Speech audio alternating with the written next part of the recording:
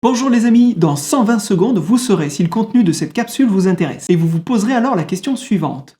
Avez-vous été informé sur les principales chaînes de télévision et de radio du contenu des audiences que vous allez voir? On va démarrer avec un court extrait vidéo. Il s'agit ici de la sénatrice Marsha Blackburn qui s'adresse au patron de Facebook. Je vais vous la traduire pas à pas. Mr. Zuckerberg, let me ask you this. Have you heard of the Trump Accountability Project? Senator, I'm not familiar with that. Monsieur Zuckerberg, avez-vous entendu parler du Trump Accountability Project? Non, cela ne m'est pas familier. Okay, that is a project that is an attempt to blacklist Americans who have served in the Trump administration and to prohibit them from gaining future employment.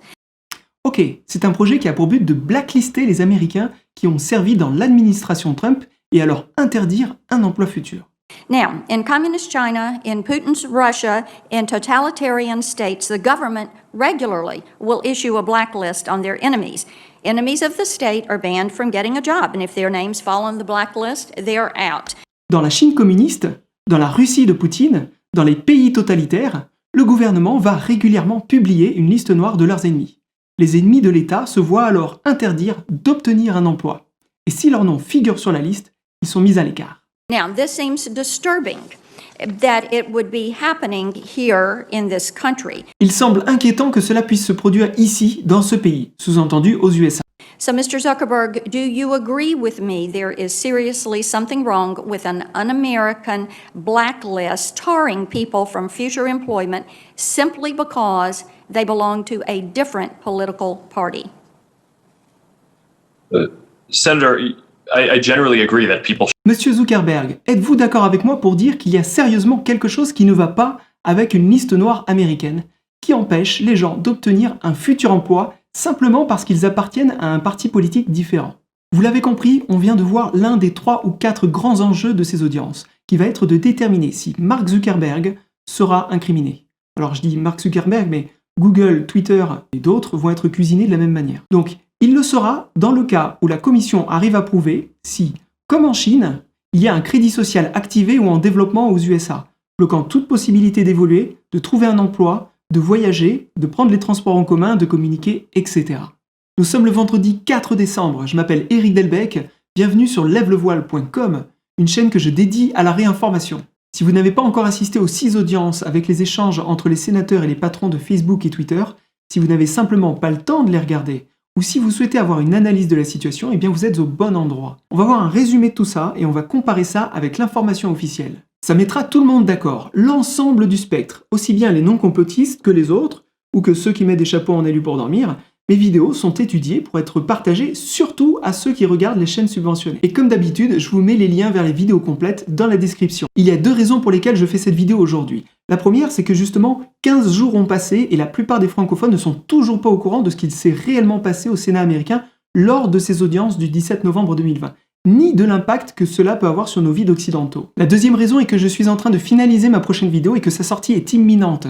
C'est un gros dossier qui nécessite que vous soyez déjà au courant d'un minimum de choses, parce qu'elle va parler de médias de manière un peu plus générale, parce que je vais vous parler de plusieurs scandales, et notamment je vais m'attaquer à une personne du service public français. J'avais vraiment besoin de démarrer en douceur et que vous preniez connaissance des quelques échanges qui vont suivre. C'est très simple, je me dis que si ma famille, mes amis et la plupart de mes connaissances ne sont pas au fait de choses qui vont pourtant impacter notre vie, que ça ne peut pas être juste à cause d'une censure, d'une simple rétention de l'information ou même de désinformation. Mais c'est aussi parce qu'il faut être honnête, nous n'avons tout simplement pas le temps de nous informer. Quand on a un travail, une famille, des enfants, une passion, ou une vie associative, ou ne serait-ce qu'une seule de ces choses-là, il ne nous reste certainement plus assez de temps ou d'intérêt pour aller voir les discours en direct.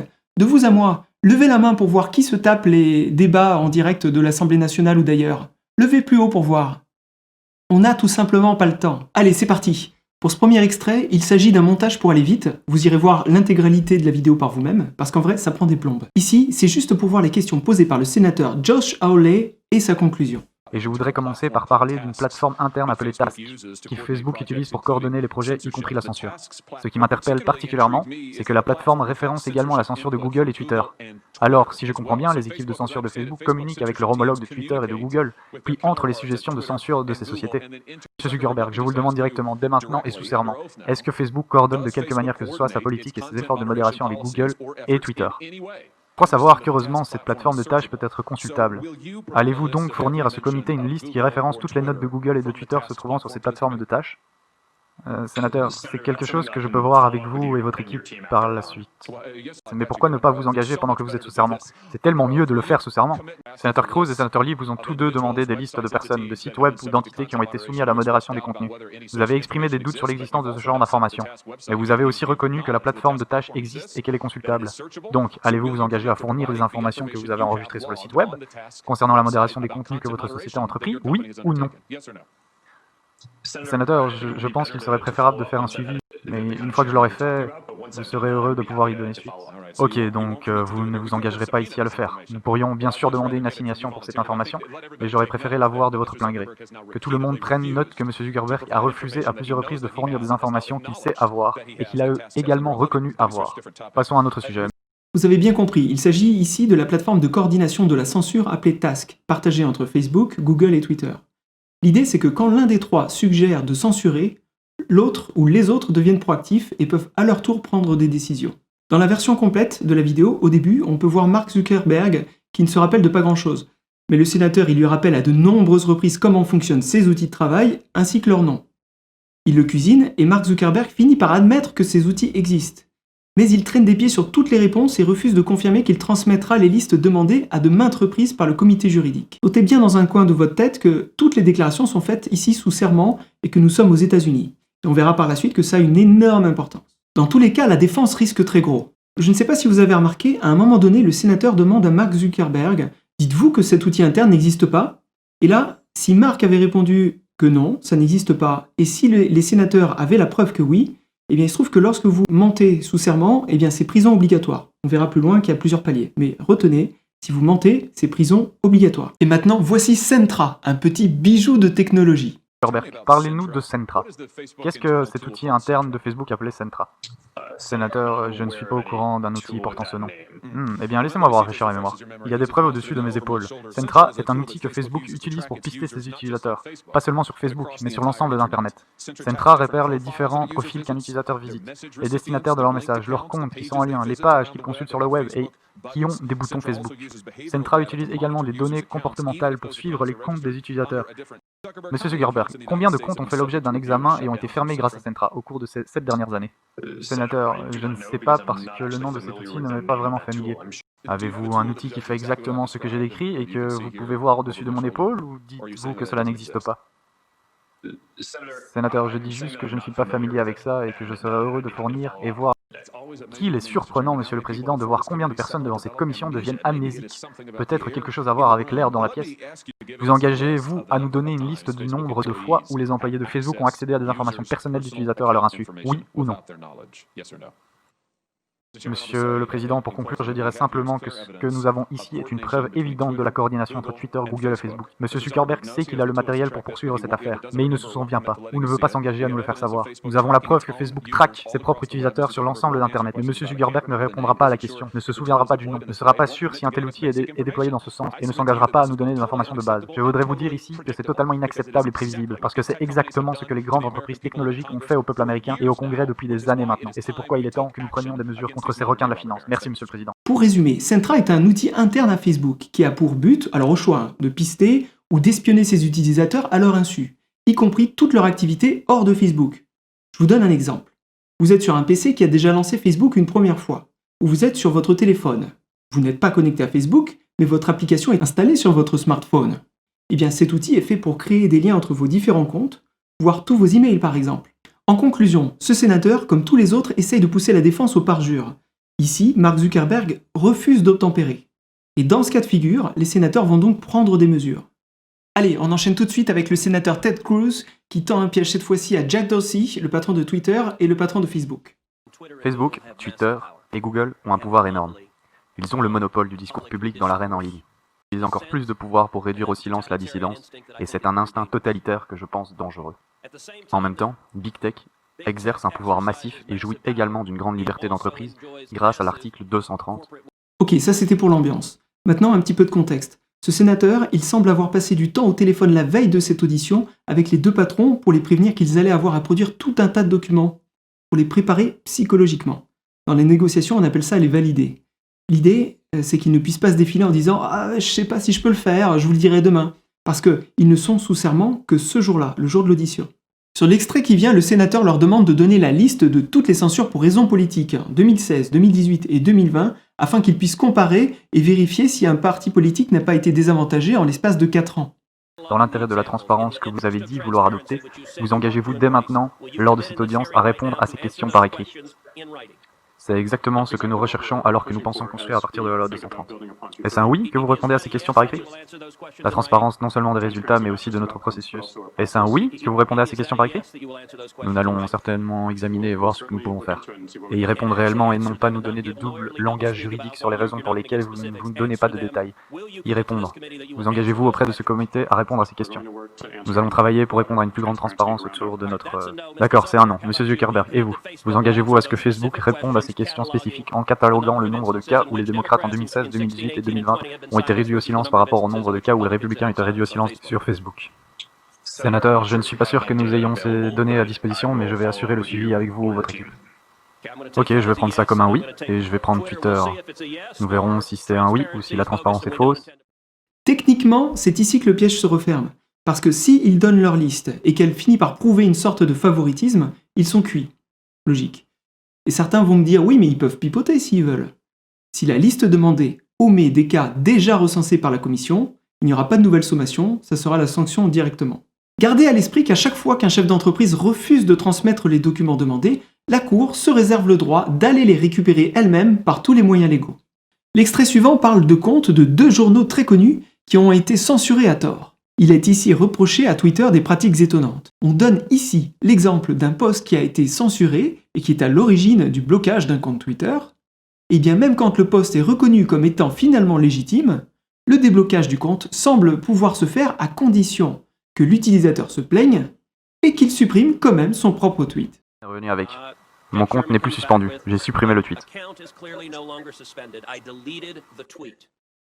Lorsque Twitter est une entité qui édite, censure et fait taire le New York Post, le journal avec la 4e plus importante diffusion dans le pays, et Politico, l'un des principaux journaux du pays, est-ce que Twitter se comporte comme un éditeur lorsqu'il décide quelles histoires les journalistes sont autorisés à écrire et publier, et celles qui ne le sont pas? Non, ce compte n'est pas suspendu. Si nous suivions la politique de piratage de nos contenus, nous avons réalisé qu'il y avait une erreur dans notre politique et qu'elle devait être renforcée. Attendez, je regarde littéralement le tweet sur Twitter qui dit « Votre compte a été verrouillé ». Vous me dites que ce n'est pas un... C'est un blocage qui peut être débloqué lorsque vous supprimez. Je comprends que vous ayez le pouvoir de la chambre stellaire. Votre réponse est toujours « Bien après vous avoir réduit au silence, on peut choisir de vous permettre de parler, mais vous êtes engagé à publier selon nos conditions. » Jusqu'ici, et c'est encore le cas aujourd'hui, à chaque fois que les big tech censuraient à tort, ils donnaient en réponse « Oups, c'était une erreur ». Et ils pouvaient se cacher derrière l'argument que c'était soit un blocage fait par erreur par une intelligence artificielle, soit en disant qu'il y avait une erreur au niveau de leur politique de censure. Et vous allez voir que tout l'enjeu des échanges de ce jour-là est de déterminer si les erreurs sont toujours en faveur des mêmes. Et si c'est le cas, Twitter et Facebook rentreraient dans la catégorie des éditeurs et perdraient de facto une forme de protection juridique ou d'impunité. Comment réagit Twitter lorsque l'on parle de fraude électorale? Laissez-moi passer à un autre sujet, monsieur Dorsey. La fraude électorale existe-t-elle? Je ne suis pas sûr. Êtes-vous un expert en matière de fraude électorale? Non, je ne suis pas. Alors pourquoi Twitter met-il actuellement en place de prétendues mises en garde sur pratiquement toute déclaration concernant la fraude électorale? Nous faisons simplement le lien vers une conversation plus large pour que les gens aient plus d'informations. Non, c'est faux. Vous avez mis une page qui dit que la fraude électorale, quelle qu'elle soit, est extrêmement rare aux États-Unis. Ce n'est pas un lien avec une conversation plus large, c'est prendre une position politique contestée. Et vous êtes un éditeur quand vous faites cela. Vous avez le droit de prendre une position politique, mais vous ne pouvez pas prétendre que vous n'êtes pas un éditeur et bénéficier ainsi d'un avantage spécial en vertu de l'article 230. Ce lien renvoie à une conversation plus large de tweets d'éditeurs et de personnes de tout le pays. Monsieur Dorsey, la déclaration suivante viole-t-elle la politique de Twitter? Je cite. Les bulletins de vote par correspondance restent la plus grande source de fraude électorale potentielle. J'imagine que nous metterions une étiquette pour que les gens aient plus de contexte dans... Qu'en est-il de cette citation? Je cite. La fraude électorale est partiellement possible lorsque des organisations tierces, des candidats et des militants de partis politiques sont impliqués dans la gestion des bulletins de vote par correspondance. Est-ce que vous le marqueriez comme particulièrement trompeur? Je ne connais pas les détails de comment cela pourrait être appliqué. J'imagine qu'une grande partie de ceci sera étiquetée, menant les gens vers une conversation plus large. Vous avez raison, vous metteriez des étiquettes parce que vous venez d'adopter une position politique, c'est-à-dire que la fraude électorale n'existe pas. Je voudrais noter que ces deux citations viennent de la commission Carter-Baker sur la réforme des élections fédérales, c'est-à-dire le président démocrate Jimmy Carter et l'ancien secrétaire d'État James Baker. Et la position de Twitter est essentiellement le suivant. La fraude électorale n'existe pas. Êtes-vous au courant qu'il y a 2 semaines à peine dans l'État du Texas, une femme a été accusée de fraude électorale pour 134 chefs d'accusation? Êtes-vous au courant de cela? Je ne suis pas au courant. Si je tweetais cette déclaration avec le lien vers l'accusation, y mettriez-vous un avertissement qui dirait « La position démocratique actuelle est que la fraude électorale n'existe pas » ? Je ne pense pas que ce soit utile de faire des hypothèses, mais je ne le crois pas. Vous ne croyez pas? Eh bien, nous allons le tester parce que je vais le tweeter. On enchaîne avec le sénateur Mike Lee qui va y aller crescendo. Il parle de tweets de politiciens qui ont été supprimés en fonction du thème, bien sûr, mais aussi en fonction du bord politique. His comments about the border wall violated Twitter platform rules governing what it calls hateful conduct. Now, I've read the offending post, and the offending post from Commissioner Mark Morgan reads as follows. At CBP and the Army Corps of Engineers, continue to build new wall every day. Every mile helps us stop gang members, murderers, sexual predators, and drugs from entering our country. It's a fact. Walls work. Period. Close quote. Mr. Dorsey, can you tell me, in one sentence, what exactly is hateful about Commissioner Morgan's tweet that I just read? Well, we evaluated this tweet again, and we found that we were wrong. That was a mistake, and it was due to the fact that we had heightened awareness around government accounts during this time. So that was a mistake. We reverted it. Thank you. I appreciate that. We're going to get back to more of that in a minute and get back to the fact that, I understand that mistakes happen. But what we're going to see today is that mistakes happen a whole lot more, almost entirely on one side of the political aisle rather than the other. Le sénateur dit que, lorsqu'il est admis que votre compte a été bloqué par erreur, mais que vous êtes républicain, il s'étonne qu'il faille 2 semaines de plus à Facebook pour rétablir les erreurs de censure abusive. La question qui se pose alors est, est-ce que cela peut être la faute des employés? Already declared a couple weeks earlier were erroneously taken down. So, Mr. Zuckerberg, why on earth did it take Facebook 2 weeks to correct this error? Senator, I'm not familiar with the details of us re-enabling that ad, so I can follow up with you after. It's possible that this was just a mistake or delay, and unfortunately, when we handle millions or billions of pieces of content a day, while we strive to do as well as possible and be as precise as possible, we will make some mistakes. Thank you. I appreciate your acknowledgement of the fact that there are mistakes. As I've noted previously, those mistakes sure happen a whole lot more on one side of the political spectrum than the other. Now, this is understandable. We're humans, but it's also understandable why this might occur. Maybe some of it has to do with your employees. 92.83% of Facebook employees who donated to federal candidates gave to Democrats. At Twitter, it's even more stark than that, as if it could get much more stark, but 99.3% of Twitter employees who donated to federal candidates gave to Democrats. And so these mistakes, they may be mistakes, but they're mistakes that rhyme. They may not repeat themselves, but they rhyme. And the consistent theme happens to be Republicans, conservatives, and pro-life activists. Vous avez bien entendu, l'écrasante majorité des donateurs qui travaillent chez Facebook et Twitter sont pour le même bord politique. Et on parle de plus de 99% chez Twitter. Bon, vous l'avez vu jusqu'ici, avec leurs questions très orientées, les sénateurs tissent comme une toile, en validant certains aspects. Et bien maintenant, ils vont se concentrer pour aller vers leur objectif. Now, I'd like to ask both of you, is there a list of every user or every content creator who has been deplatformed or had their content's reach altered or have had some other adverse action taken by either Facebook or Twitter altered? Is there some list that identifies each user for which that has happened? Mr. Zuckerberg, let's hear from you. Senator, I'm not aware of anything like that existing.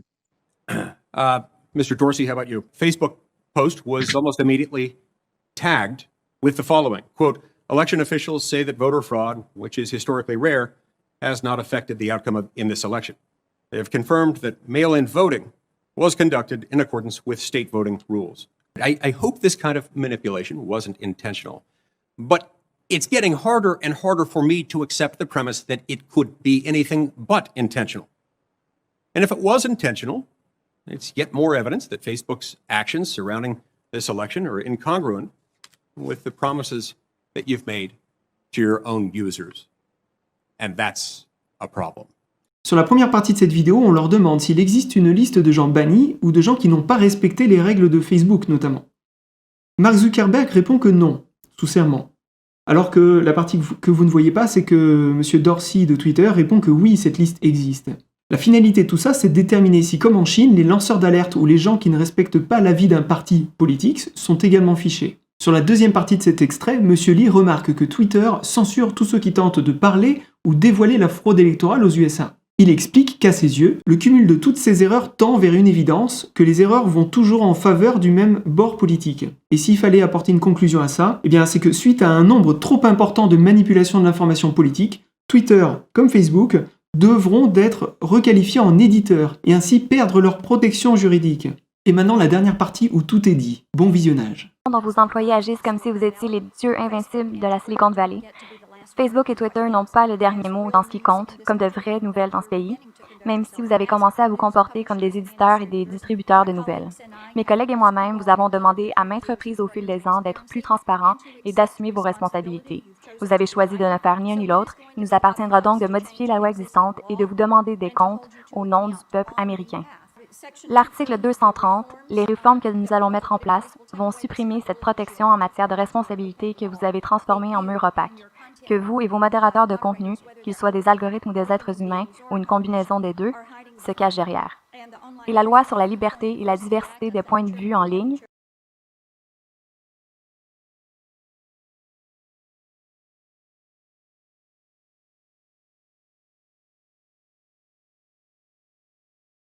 Est-ce que Facebook censure régulièrement le compte d'un utilisateur sur ordre d'un gouvernement étranger? Oui ou non? Sénatrice, je ne sais pas si vous faites référence à quelque chose en particulier, mais en général, nous... Il y a quelque chose en particulier auquel je fais référence, et je vais y répondre. Oui, vous l'avez fait. Vous avez 60 millions d'utilisateurs au Vietnam. Bien sûr, c'est un régime communiste.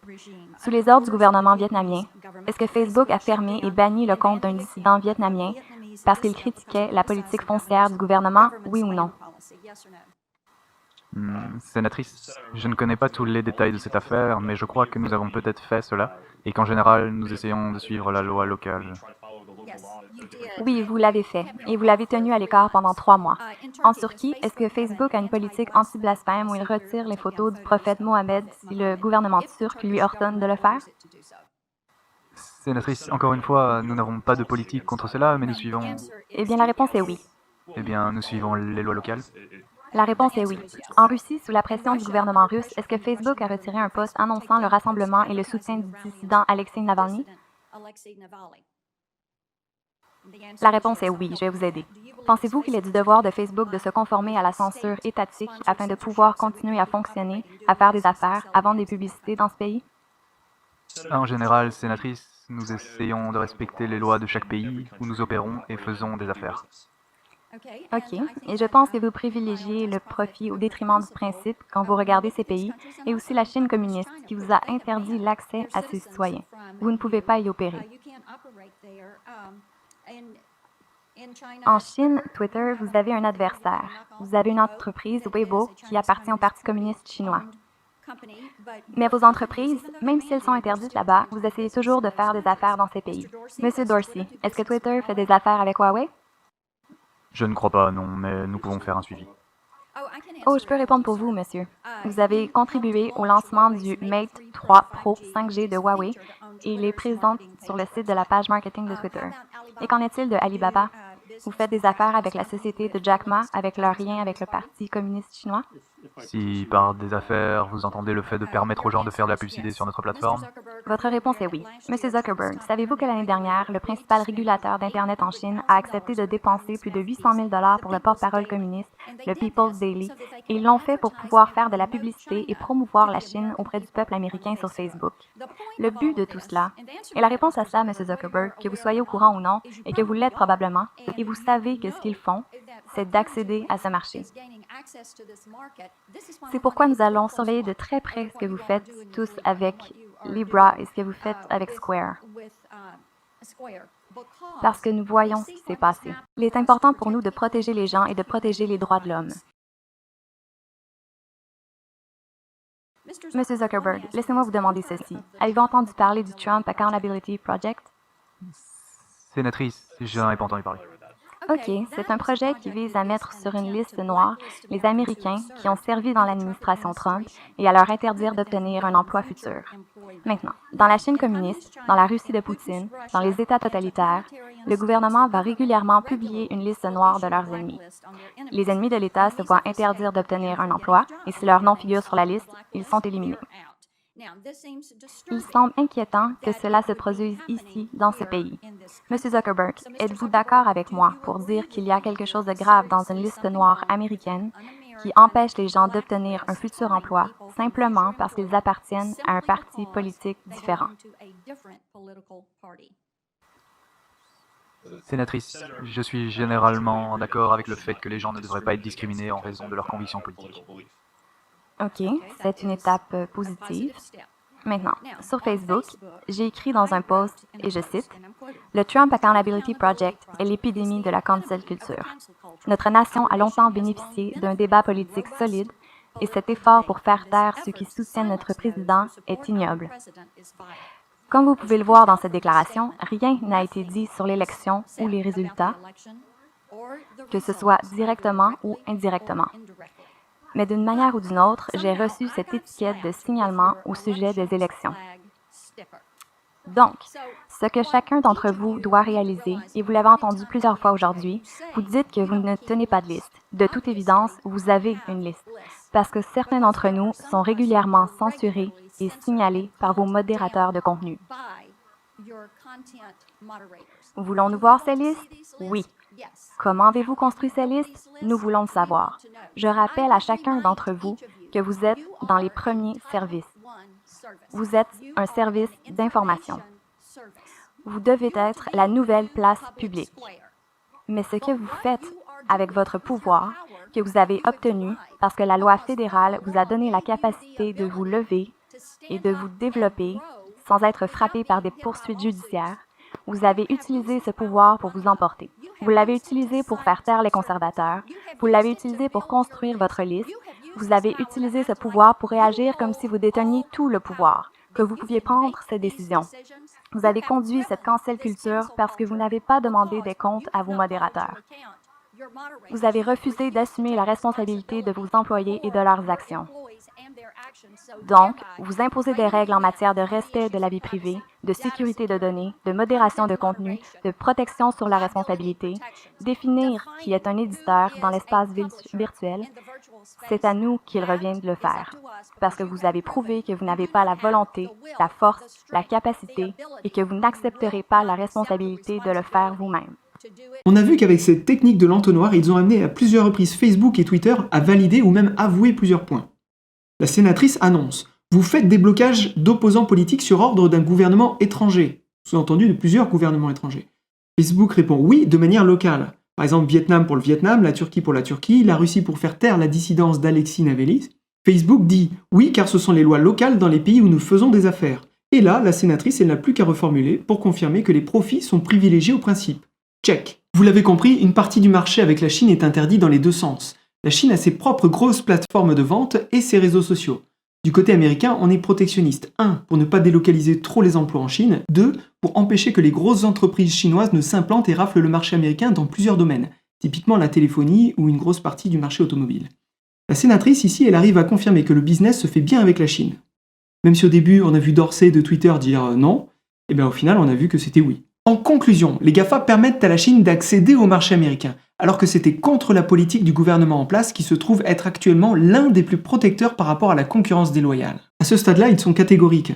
Ces listes noires qui ont servi dans l'administration Trump visant à leur empêcher de trouver un emploi existent. Et cerise sur le gâteau, Facebook et Twitter ne cherchent même pas à trouver d'excuses. Et enfin, une des parties les plus graves, ils sont accusés ici de couvrir la fraude électorale. Quant au sujet de Square et Libra, que sont les crypto-monnaies de Facebook et Twitter, le Sénat prévient que pour le moment, ils les empêcheront de développer une monnaie qui n'est pas indexée sur l'or. Parce que sinon, cela serait équivalent à accélérer la création monétaire basée sur pas grand-chose, pour ne pas dire pour rien. Et mécaniquement donc à accélérer l'endettement mondial. On pourra en reparler. Et enfin, rappelons-nous que dans ces audiences, nous avons pu découvrir à quoi pouvait bien servir ce logiciel de surveillance nommé Centra. Et maintenant, le meilleur pour la fin, les amis. Jetons un œil sur comment l'information a été traitée depuis ces auditions. Ici, nous avons une dépêche AFP, donc apparemment une des premières puisqu'elle date du jour des auditions.